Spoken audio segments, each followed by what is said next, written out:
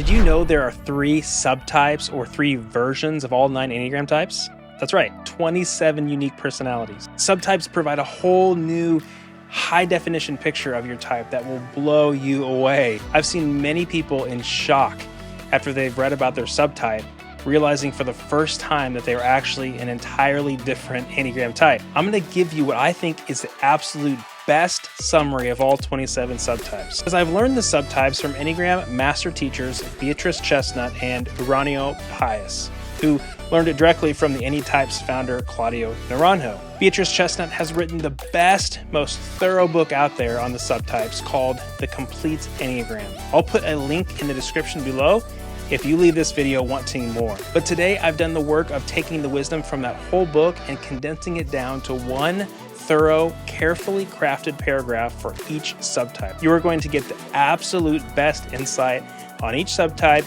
in the most efficient amount of time. I know that after this video, you are going to want to rewatch it, come back to it, and share it again and again because it's that helpful. Hi, my name is Tyler Zock, and I'm the author of the 40-Day Enneagram Devotional Series and your personal guide to helping you transform your life, your relationships, and workplace by giving you spot-on truths for your type. Okay, let's get to it.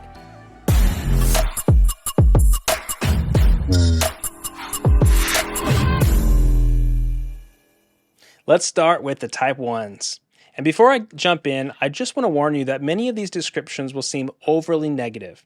However, one of the main purposes of the Enneagram is to help us discover our shadow self, the ways we interact with the world unconsciously and oftentimes in stress. And these descriptions, just so you know, are not indictments. Rather, they are a further opportunity to deepen your awareness of how to interact with the world. Okay? That being said, let's dive into the self-preservation 1. The self-preservation 1 is responsible, reliable, and trustworthy, repressing their anger more than the other 2 subtypes. Believing a good person doesn't show anger, they become outwardly warm, virtuous, tolerant, forgiving, and sweet.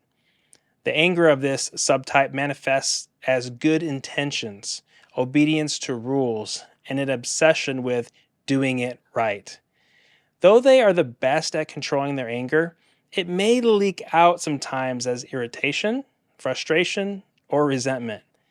This subtype worries the most, which leads them to forecast problems and plan out everything perfectly. They feel there is always so much to be done and can't relax or release themselves from a project until everything feels under control. The most perfectionistic of the subtypes, these ones are extremely hard on themselves when they don't get it right, and the most sensitive to being criticized. They are quicker to own up to their feelings and forgive generously when others admit they dropped the ball. The self-preservation 1 gets confused with 6s because of their black and white thinking, obedience to rules and authorities, and just an underlying sense of worry. However, while 6s are preoccupied with coping with their anxiety and looking externally for guidance, 1s are preoccupied with getting things right, and they have their own internal moral compass. Okay, the social 1. The social 1 tends to be a cooler, confident, and more intellectual type. They aren't as perfectionistic, but serve as our role models who strive to be the perfect example. They want to teach others the right way to be, think, and behave. Thus, this subtype can have a school teacher mentality with very high standards in their relationships. It's as if they are implicitly saying, "Let me teach you how things are or should be." Their anger is only half hidden and manifests itself as overconfidence because they are convinced they are the owners of the truth. Being confident they are right, it becomes nearly impossible to convince them of your point of view. They have an underlying need to point out where others are wrong so that they can stay in control of the situation. This can make them appear superior to others or have a know-it-all attitude, although they might not be aware of this. The social 1 may resemble a 5 because they can be more introverted, emotionally detached, self-sufficient, to the point of not needing others, and may feel uncomfortable in groups. However, 1s readily engage the world every day to improve it, while 5s focus primarily on conserving their energy and resources. Lastly, let's talk about the 1-to-1 1. That's a mouthful. Another way of saying it is the sexual one, but a lot of literature doesn't use sexual anymore because originally sexual meant this subtype longs for chemistry and one-to-one interactions. It doesn't necessarily mean physical sexuality. So there's a lot of confusion. And so we just say one-to-one. But here's the one-to-one one. While the self-preservation one appears warm and the social one cool, the one-to-one one character is hot with zeal. They bring energy and intensity to all their relationships. They are the counter type, and by the way, each of the 9 types is going to have a counter type that looks different than the other types. And for this type 1, the one-to-one one is the counter type because they allow their anger to come to the surface and don't suppress their instincts as much. They may break the rules, assert their will over others, or go after what they want if they believe God is on their side. Whereas the self-preservation one is a perfectionist and the social one the perfect example, the one-to-one one feels as if they are the chosen one, no pun intended, to perfect the world. They focus less on perfecting themselves and more on broad sweeping reformation. This subtype can be impatient, intense, passionate, idealistic, and compelling. They may have the mentality of a conqueror or rationalize their zealotry because of their adherence to a higher calling or moral code.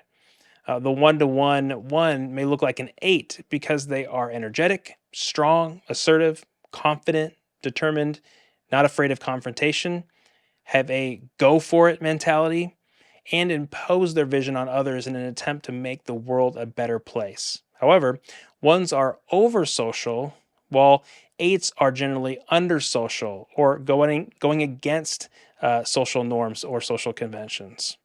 Okay, let's talk about the type 2s. Let's first talk about the self-preservation 2. The self-preservation 2, often the teacher's pet growing up, has a playful personality and often unconsciously leverages their youthful sweetness and charm to gain affection and get others to take care of them. Just like a beloved child, they want to receive attention and love not for what they do, but for just who they are. They also maintain a childlike posture to evoke care from others without having to ask for it. Being more sensitive, their feelings get hurt easily by criticism or disapproval, and it may result in tantrums or sulking.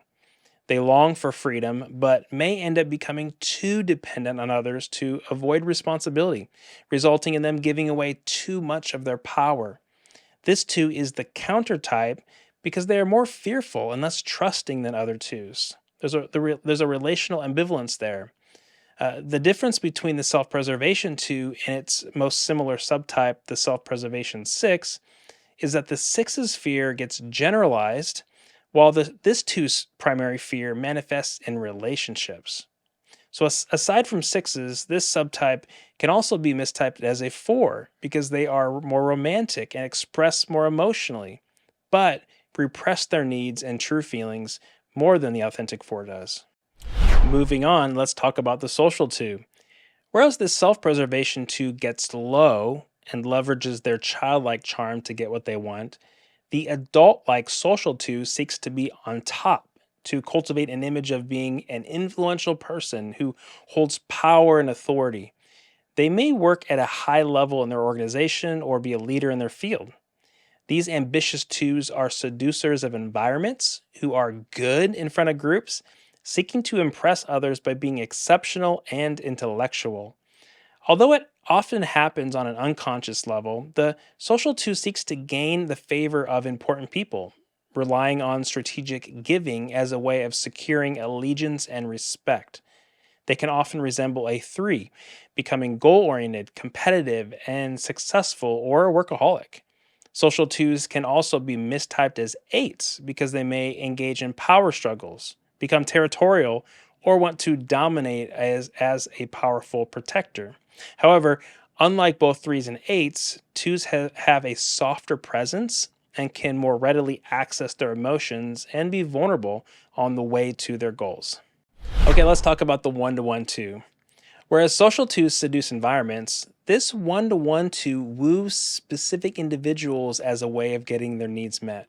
This two uses charm, sexuality, and generosity to secure a strong bond with an ideal partner who will provide an endless supply of love, favors, and other gifts. Thus, this two is more of a lover than a helper or giver.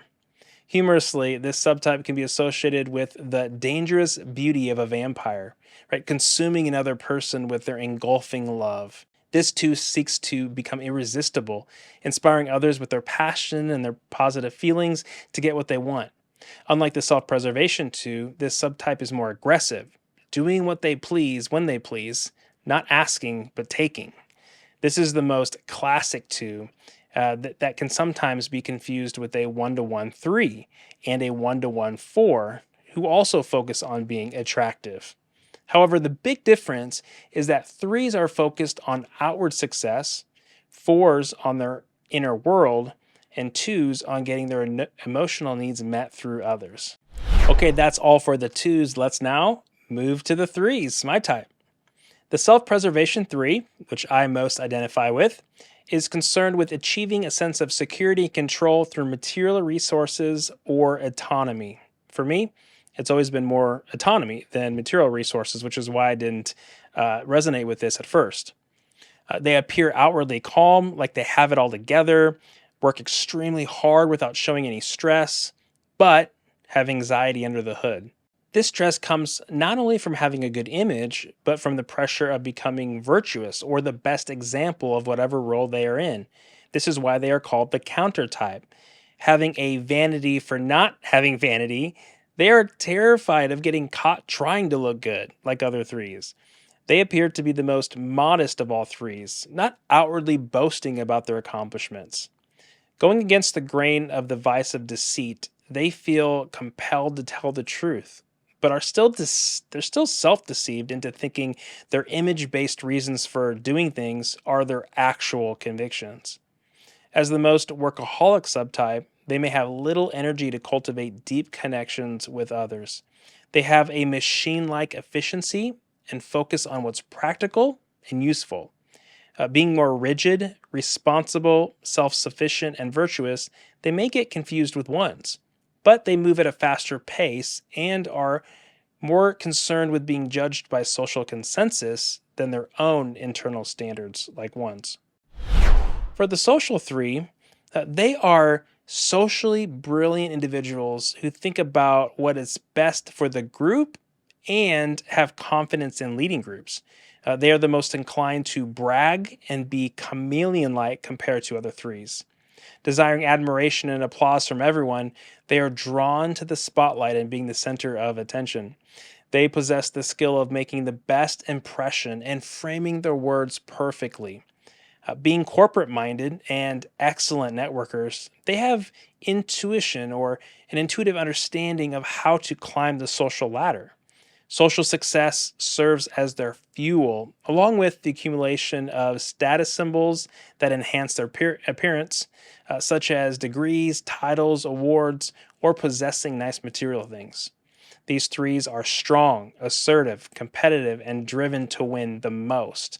They are smooth and polite, making people feel very comfortable, but they can also be very cold, demanding, and authoritarian when unhealthy. Due to their desire to be seen as flawless, they fear allowing people to get too close to them. Social 3s are unlikely to get confused with any other type, as they are the most classic description that has been passed down in Enneagram teaching.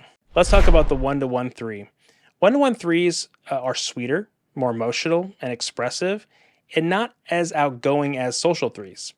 While they are fully capable of achieving worldly success, they channel their energy toward becoming attractive and desirable by drawing attention to their exceptional qualities. Instead of seeking admiration through accolades, they strive to adopt a classical masculine or feminine role or be the best friend, best lover, best parent, or best employee. Their primary goal is not money or prestige, as it is cultivating personal qualities that get others interested in them. These 3s are not self-promoters as much as social 3s. Instead, they tend to work hard to support individuals, making them look good and helping them succeed.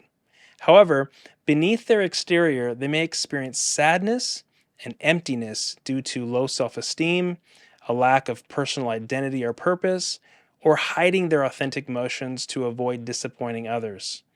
While these threes can resemble twos because they are people pleasers, they differentiate themselves by focusing on a successful image, whereas twos prioritize a selfless image. They might also be mistaken for sevens as they exhibit enthusiasm in cheerleading others, but sevens tend to be more self referencing, while threes tend to reference others as a way of determining how they should be. Okay, let's talk about those fours. The self preservation four is resilient and makes a virtue out of endurance. They are long suffering as a way to win admiration and secure love. They are more tolerant of pain and tend to deal with misfortune more quietly than the typical four. They might have felt growing up that it was not okay to express their needs and feelings. Therefore, they internalize their envy, suffering, and shame. Although they don't communicate what's on the inside, they have some depth and capacity for emotions, as all fours, but instead of acknowledging or dealing with their suffering, they may become activists who try to ease the suffering of the world by advocating for the needy and victims of injustice. Self preservation fours are called the counter type, which means they don't look like the other fours because they are more masochistic than melodramatic. They may misidentify as sevens because they are sunny on the outside, ones because they work really hard, or threes because they try to prove themselves. The growth path for the subtype is to acknowledge the pain and suffering on the inside, express it, and communicate their hurts and needs. Okay, next up is the social four. This four is most in touch with their emotions, and so they can be the most inspiring and outwardly creative. Inside, they struggle mightily to maintain a positive self-image, often wallowing in feelings of shame and inadequacy. However, outwardly, they appear sweet, friendly, and soft. They are the most melancholy of the fours and tend to wear their emotions on their sleeve, attempting to secure love and engender sympathy but taking more of a victim role. This subtype struggles with comparison. They constantly are plagued by feelings of inferiority, being on the bottom side of comparison, but are often not willing to publicly seek attention or admiration. Rather, they long for a rescuer who will notice their suffering and come to their aid, offering validation and undying love and attention. They believe the way to happiness is through tears, and that by broadcasting their suffering will be the shortest path to heaven, much like a child crying out to attract their parents' care and affection. This subtype tends to get stuck more in their intense emotions and has a hard time converting them to action. Thus, the growth path for this subtype is to resist the urge to complain or stay in that victim role. They need to work on appreciating and speaking more highly of themselves. This subtype may look like sixes because they tend to focus on what's missing or wrong in their lives. Now let's talk about the one-to-one fours. The self-preservation four appears happy on the outside. The social four appears sad. And the one-to-one four often appears mad or intense. This four experiences the same level of shame, deficiency, and lack as the other fours, but externalizes their suffering in a more aggressive and impulsive way. Having a low tolerance for frustration, they complain more, demand more, and communicate their needs more directly than the other fours would dare. When the world does not see them, understand them, or acknowledge them, they become more vocal and may even start their own revolution. Though envy drives all fours to feel inferior, this subtype transforms envy into the fuel of comparison, overcompensating for the felt lack within. If they succeed, they feel superior, which allows them to come out on the top side of comparison. On the positive side, because of their natural heart level intensity, this subtype tends to be the most present and available in relationships. The growth path for them is not to compete as much, try to complain less, and get more in touch with their fear and sadness that's underneath their anger. This subtype may misidentify as eights because of their anger, or twos because they can be seductive in their relationships. Okay, let's talk about type fives. The self-preservation five is the most private of the subtypes and the clearest example of introversion. Their nickname is castle because they feel a need to hide behind thick protected walls in order to have a safe sanctuary from a world that can seem hostile, needy, and demanding. They can be the true loners of the Enneagram, avoiding social contact and pressures through solitude, privacy, and clearly defined boundaries to go and recharge their batteries and keep themselves from feeling depleted. They are the true survivalists who fear becoming too dependent on others. And so they learn how to live inside the castle walls by denying or reducing their physical and emotional needs. This looks like them sacrificing their desires to live life on very little, using their resourcefulness to preserve what they do have, and convincing themselves they don't really need the support of others. Though they are the least expressive and communicative of all the type 5s, they exude genuine warmth and humor to a few trusted people in their lives that they will let the drawbridge down for. This subtype is the most classic 5 and unlikely to be mistaken for any other type. Now let's talk about the social 5. The social 5 is someone who is passionately pursuing knowledge and secretly wants to be seen and recognized as the wise expert in their field of expertise. Their thirst for knowledge and time spent learning is often used as a substitute for the benefits of direct human contact. They have a fear that life is meaningless, and so they chase after ultimate ideals to connect them to something meaningful that will elevate their life. To this end, they warmly pursue and surround themselves with interesting experts they admire, who also share their intellectual values and interests, but can be cold and less attentive toward the quote-unquote regular people in their life. As they look toward higher, spiritual, idealistic views, they may distance themselves from ordinary life. These 5s are the most prone to spiritual bypassing because of the way that they avoid growth work by escaping into their mind into a higher intellectual world. This subtype may look like 7s because they can be more outgoing than other 5s and display excitement when talking to interesting people about their ideas. However, they are more reserved, less emotional overall, and less self-interested than 7s are. Okay, the 1-to-1 5s, the countertype. The 1-to-1 5 is the countertype who looks a lot like other 5s on the surface, but underneath is emotionally sensitive, intensely imaginative, and in touch with their desires more. They have a vibrant inner life that is highly romantic, like a 4, but primarily displays their emotions through some medium of self-expression, such as art. Whereas the other 5s seek a connection to knowledge and ideals, this 5 goes on a search for intimacy, longing for a perfect union with another person.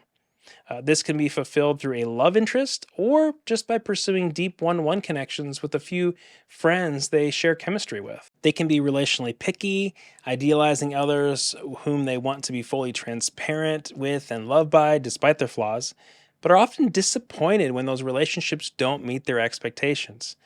Trust is of utmost importance, and these 5s may test their loved ones to shake off the fear of being hurt.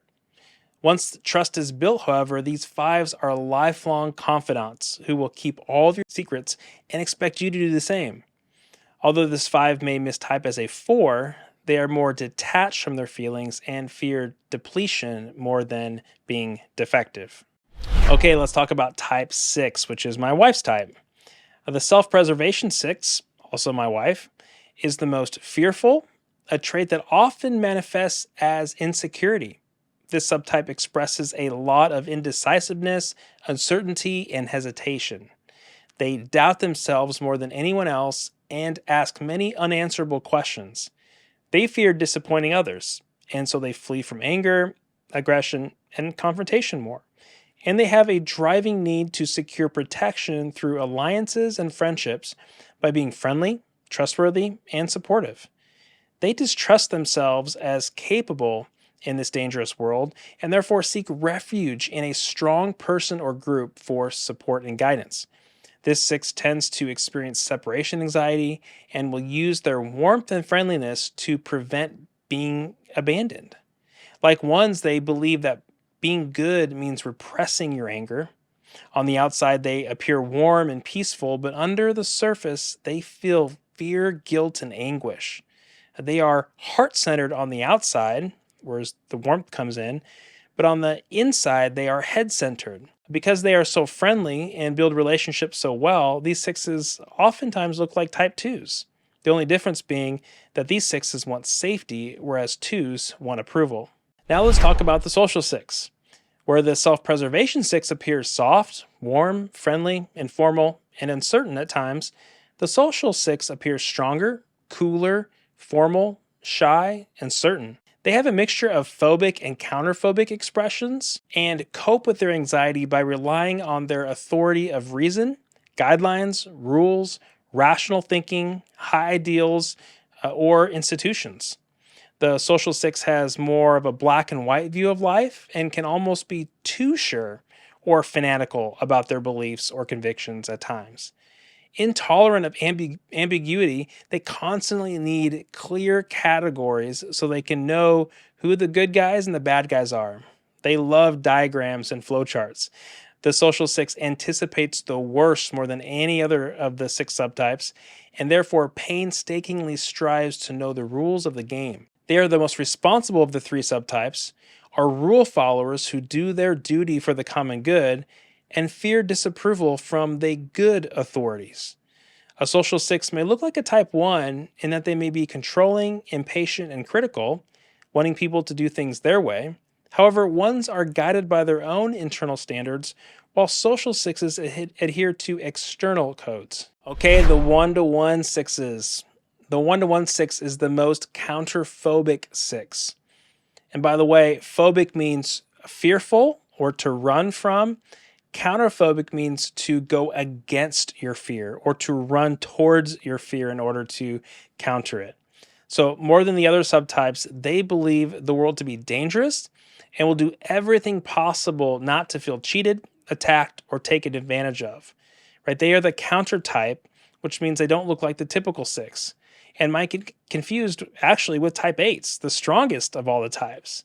Like 8s, these sixes appear hot, strong, and intimidating, although they might not be aware of it, and believe the best defense is a good offense. However, 8s are fearless, while 6s are motivated by fear. Additionally, another difference is that 8s like order, but 1-to-1 6s tend to disrupt order. They give off the appearance of being a tough rebel or troublemaker to keep their enemies from attacking. They move toward their fears in order to conquer them, feeling safer when they put themselves in dangerous situations rather than hiding from them. I know it seems very odd to the rest of us, but it makes total sense to them. They are the most scared standing still, so they convince themselves they can erase their fears if they are confronted. Rather than thinking in best case or worst case terms, they tend to be the contrarian who always argues the opposite side as everyone else. This six is the least aware of their fear and must pay attention to the ways it manifests as anger, aggression, or assertiveness. Let's move on to type 7s. The self-preservation 7 seeks to build strategic alliances with others or create a family network to get their needs met. Having a scarcity mindset, they may acquire food, money, or other resources to survive, or else panic sets in. They are skilled networkers who know how to find the best deal and get what they want. If they don't keep their ear to the ground for new opportunities, they fear they're going to miss out. These 7s tend to be the most down-to-earth, practical, and materialistic than the other subtypes. When in an unhealthy state, they may adopt a hedonistic or pleasure-seeking lifestyle. This subtype tends to be more consumeristic and may turn to food, sex, drinking, or shopping to escape the difficulties of life. This subtype is the most committed, often enjoying long relationships with their partner or group that they're heavily invested in. These 7s may look like 6s because they are more isolated, careful, and strategic, but they are far more positive than 6s. They may also appear like 8s because they are people-oriented and impulsive, but they tend to be motivated by a fear of survival, while 8s tend to be fearless. Okay, moving to the 1-to-1 7.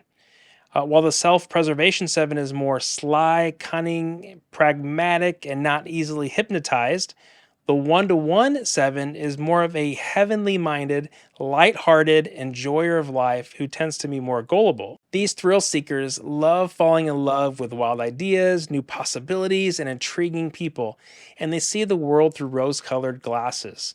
They are dreamers with rich imaginations who are drawn to live inside the idealized world they create in their heads, rather than the boring, mundane, and painful real world. They have a tendency to be too unrealistically happy and take refuge in optimism, causing a fixation on the positives and dismissing the negatives. Their mind moves quickly, allowing them to adapt, improvise, and do many things at once. When unhealthy, they have a restless energy that may cause them to escape to crazy schemes or love affairs or try to do too much and then burn out. They seek acceptance, appreciation, and recognition from others, often through charming wit and humor. Because they prefer the feelings of infatuation that occur in the early stages of a relationship, project, or job, they often have a harder time with long term commitment than the other sevens. All right, now for the counter type, the social 7. The social 7 is the counter type because they tend to avoid being or looking excessive in their search for pleasure.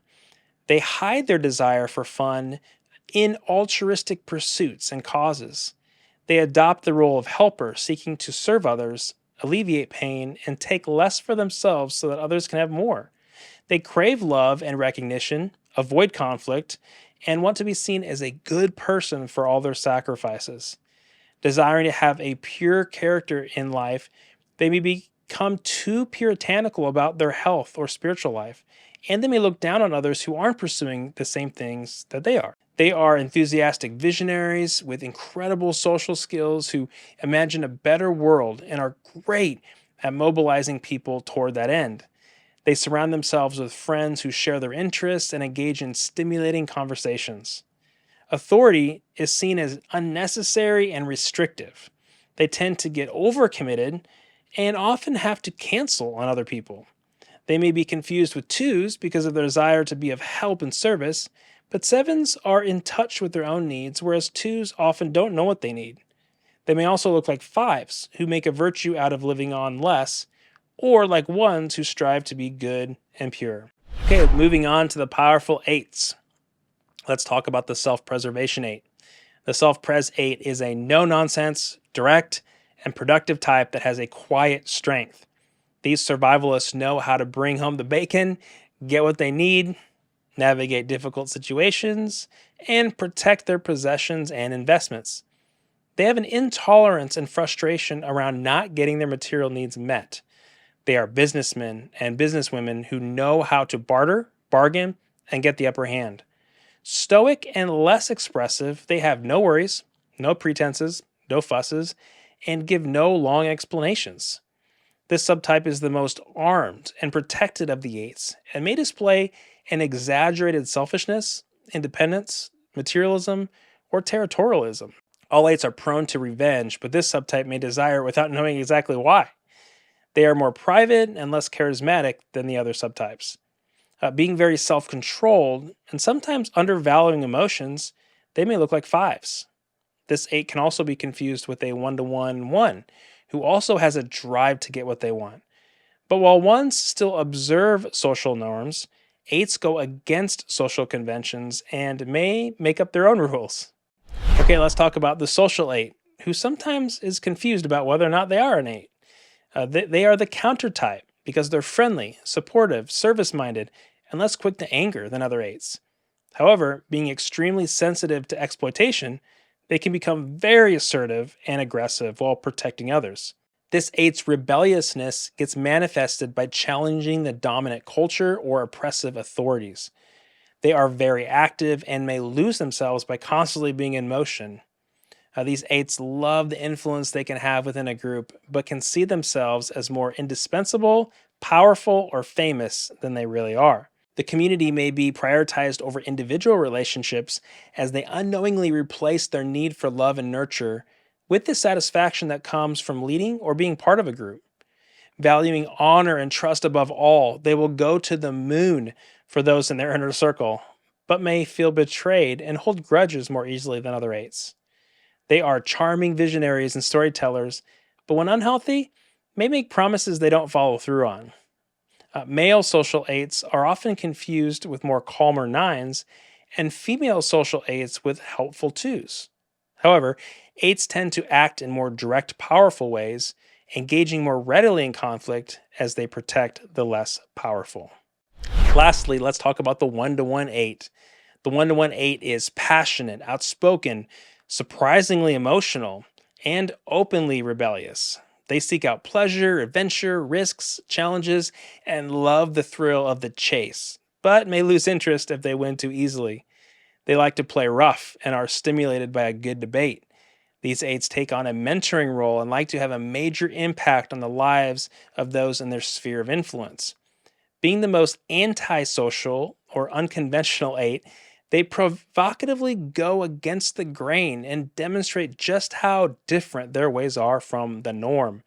These magnetic and charismatic leaders know how to possess a room and capture people's attention, often becoming the center of things. More than gaining material security or approval, they like to dominate and exercise power over others and may see everything in life as an object to possess.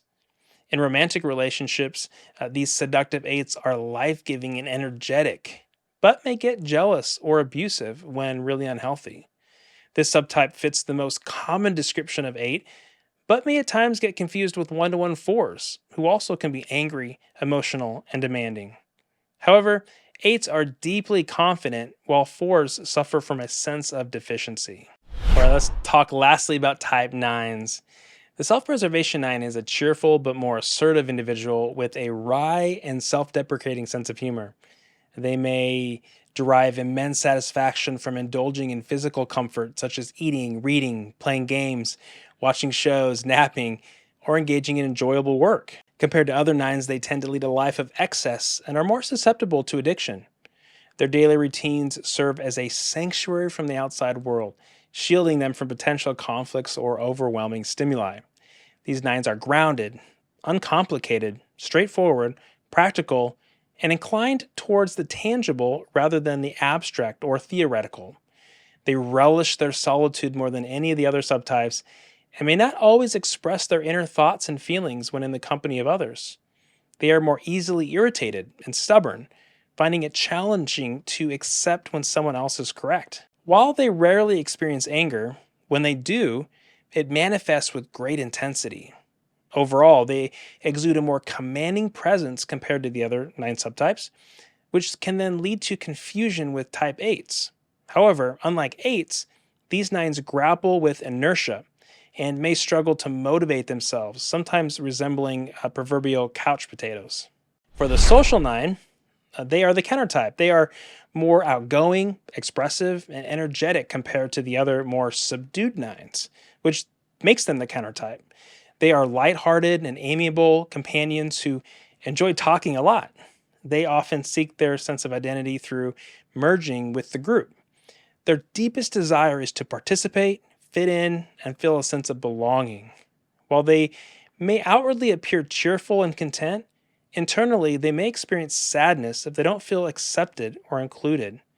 To prevent this, they may work twice as hard, sacrificing themselves to the point of becoming a human punching bag because they can't say no, all while striving not to burden others. Social 9s excel as selfless leaders who fulfill their responsibilities, prevent or resolve conflicts, and ensure that everyone's opinions are heard and valued. Social 9s are often mistaken for 3s quite a bit because of their strong work ethic. They look like achievers on the outside, but tend to have less of a craving for attention or the spotlight like 3s do.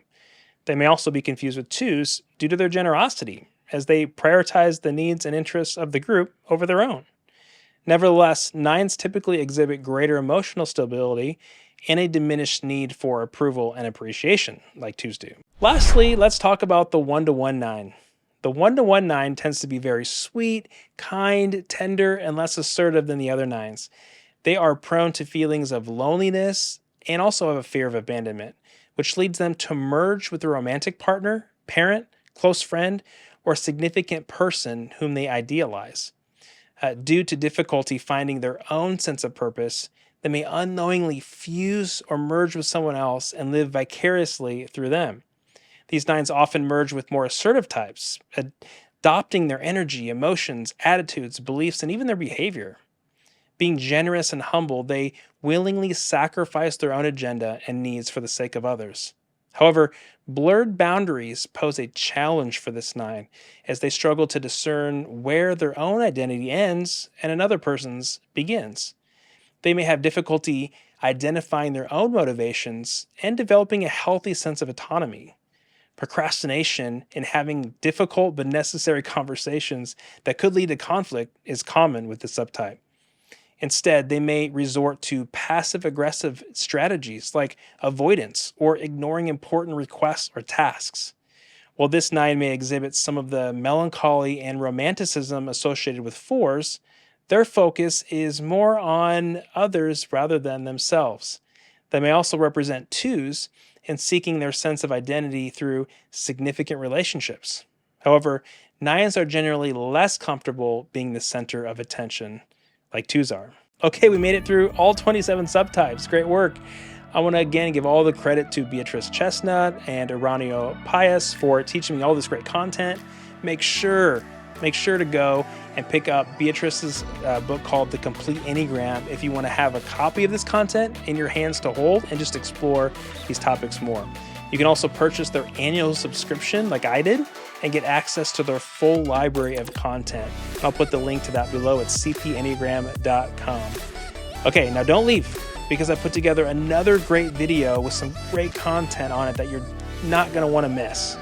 But before you do, if you found this video helpful, give it a thumbs up to tell YouTube to share it with more people. And hit that subscribe button so that I can tell you or notify you when my next video comes out. Okay, so now go and check out that video right here, and I'll see you in the next video very soon.